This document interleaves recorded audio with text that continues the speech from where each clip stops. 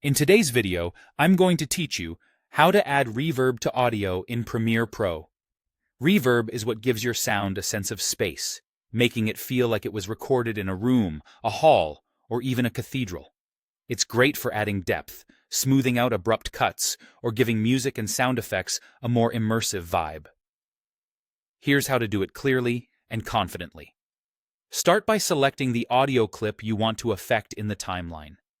This tells Premiere Pro exactly which clip should receive the effect, so you don't accidentally change other parts of your project.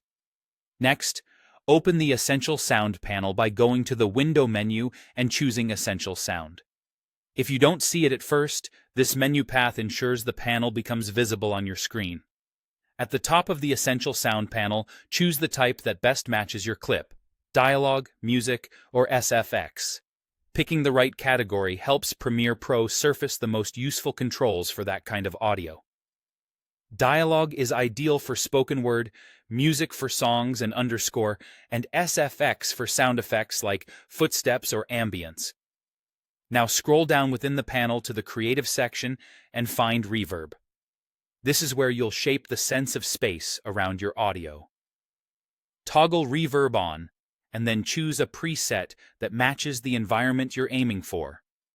Small Room creates a short, intimate echo, great for a natural feel.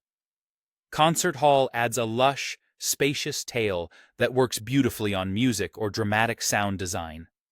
Cathedral delivers a long, expansive ambience that's rich and atmospheric. Think of these presets as starting points that quickly set the overall character.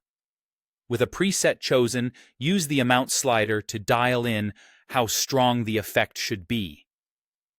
Moving the slider up increases the reverb, giving you more echo and ambience. Pulling it back creates a subtle sense of space without overwhelming the original sound.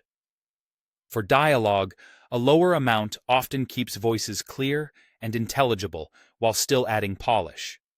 For music and sound effects, you can go heavier if you're after a more cinematic feel. Always listen for clarity. Too much reverb can push your audio to the back of the mix or make it sound muddy. That's it.